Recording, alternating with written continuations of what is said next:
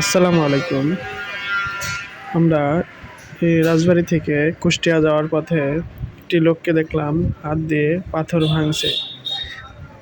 সে পাথর ভাঙে, মানুষ চারপাশ দিয়ে দেখেন তাকে। দেখুন, তার হাত কাটা, হাত নেই, এই হাত দিয়ে সে পাথর ভাঙে। এই পাথর ভাঙছে, ভেঙে দুই টুকরো হয়ে গেছে। এভাবে সে পাথর ভাঙে। আরও একটি পাথর নিচ্ছে ভাঙার জন্য, দেখি কি করে। এই পাথরটিও সে ভেঙে ফেলবে।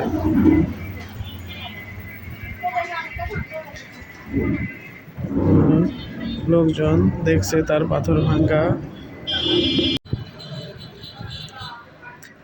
সে পাথরটি এখন জোরে হিট করছে, দেখি ভেঙে যায় কিনা। সে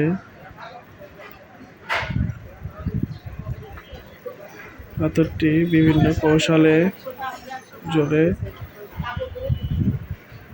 জোরে জোরে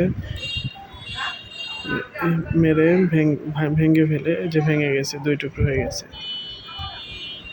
এভাবে সে পাথর ভেঙে থাকে এবং অনেক ছেলে